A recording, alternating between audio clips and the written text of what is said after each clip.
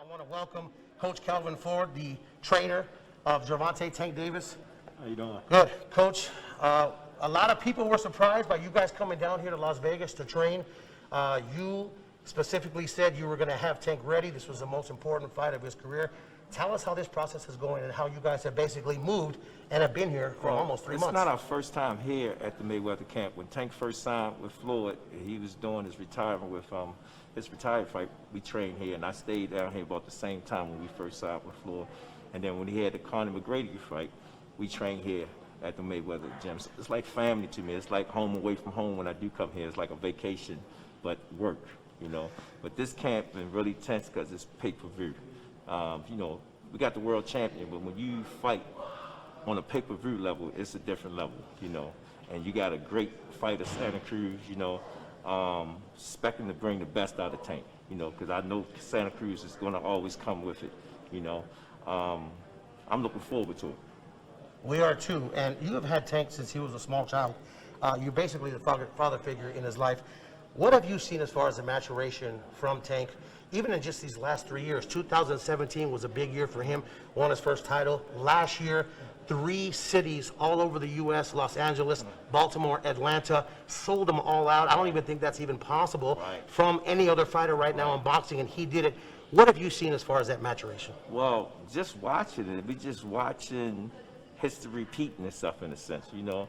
But it's different. We on the road, going to different venues and selling out. So that's really major, trying to become that mega star.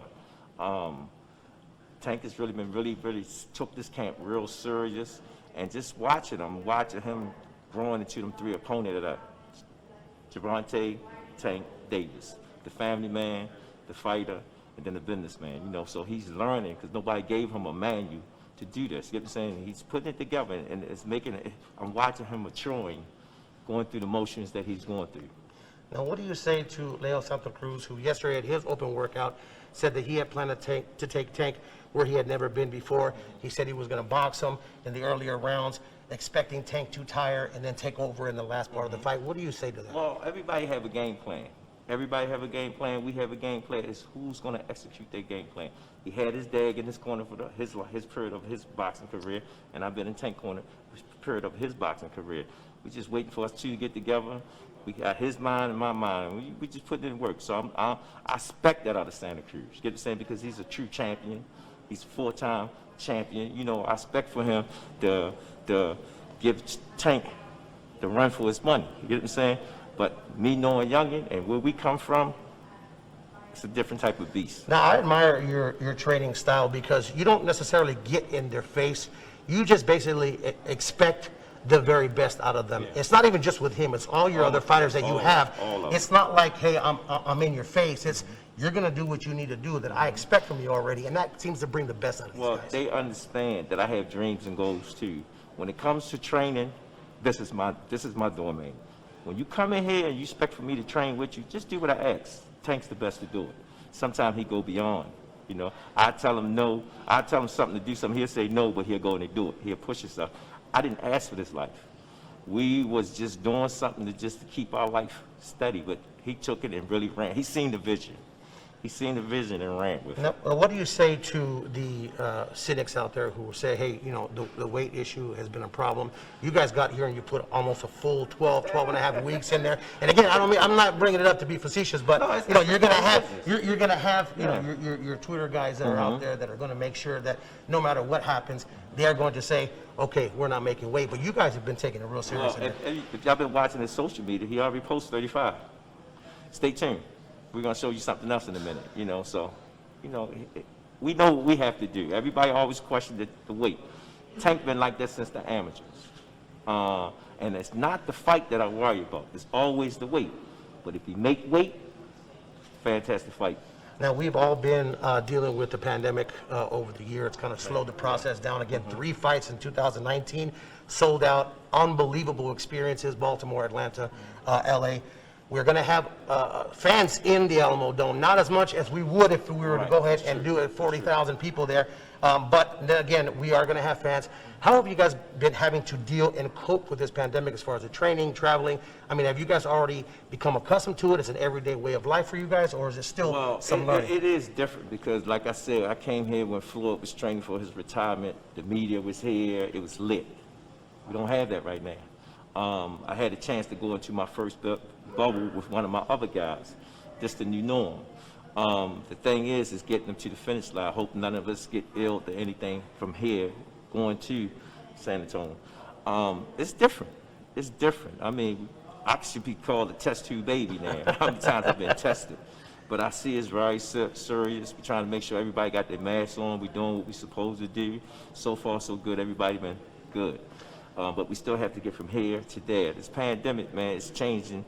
It's changing every sport. Right. You know, how we do things. But health is very important because we're losing a lot of lives in this pandemic and whatnot. You know, the new nickname, they call it the Rona now, you know. Yeah. And it's scary because, you know, in this sport, for coaches, we have to be hands-on. A lot of stuff, you know, we have to be careful, making sure we clean and stuff, sanitizing stuff. I mean, we really have to stay. So it's changing a lot of stuff. It's different. It's different. It is, and I'm gonna even dive even deeper to your relationship with Gervonta, because obviously it's not always perfect. Like a father-son relationship, there are some times where you guys do butt heads. What is the thing that you have worked on the most with him on the outside of the sport to guide him to where he's at? Because not only has he had you here, you know, Floyd has spent more time with him than he's ever spent more time with him, period, in a 12-week period. So even from just these 12 weeks, have you seen a difference? Oh, I've been seeing a difference. Let me explain something to you. I was a young man just like Tank. I was worse than Tank. Tank, the way he is now, I'm happy. Reason why? Because coming up in these inner cities, there's a lot of controversy that a kid have to deal with. It's a lot of stuff that a person has to do. But again, he got a good support team. You know what I'm saying? We're going to make hiccups because that's where we come from, you know? So my job, or what I do with Tank is, I learn from his experience because that's what's going to mold him to be the best of what he's going to be. I sit back and say, go back, don't look at Floyd as Floyd now. Go back when Floyd was in your position. He had a lot of stuff to deal with. I said, that's the best person to talk to, especially on this type of level. I mean, you take a young man, put a lot of money on him, do a lot of things. He's talking to Mike Tyson. He talking to greatness that been through this stuff. Correct. So when I sit there and look at it, I said, man, you the next person to actually write that generation for the next kids that's coming up behind you. So the things that he go through in life, you know what I'm saying? They the things that build him, that actually make him understand. You know what I'm saying? And when he sit back at the end of the day, when we sit down and talk about it, I think he ain't listening, but he's listening. Right. You know, and I sit there and say, you're gonna be a fine young man, you know? It's coming together. Well, I think so too. Now, for the fight, Santa Cruz likes to pressure. He likes to throw a lot of punches. Have you guys worked on that specifically? Not to get into your game plan, but have you worked on that to be able to say, okay, this guy's going to come for you. He's going to be throwing a lot of punches. What can we do? Santa Cruz might change up what he's doing. You know, we're working on a lot of stuff. You get what I'm saying? What I always tell Tank, and what I have seen, because I have a lot of guys, the fight might not be the way you train. You know what I'm saying? We could do a lot of stuff in the gym, but some people might change some things up, you know? So I don't get into that. I just make sure that we be effective at what we're going to do. You know what I'm saying? Because I know he's been in that position. He's a 4-time champion, and he have the right to actually go out there and win too, because he's putting in work too. He's actually putting in work. I watch his media workout. I've been watching his interviews. He said he's going to give Gervonta his first loss. And I like that energy. I love that energy. You know what I'm saying? Because I know you're going to bring what I'm really looking for. Tank ain't at his best right now. I'm waiting for that fighter to bring the best up. So when he do what I need him to do, and he shut all them headsayers up, the ones that's calling them out and stuff, then it's answer, okay. And then he get his just props, because he ain't getting his just props right now. Well, we look forward to it. Again, Halloween, it's going to be unbelievable action. The Alamo Dome, San Antonio, Texas. This man taking his fighter to war against Leo Santa Cruz. We look forward to it.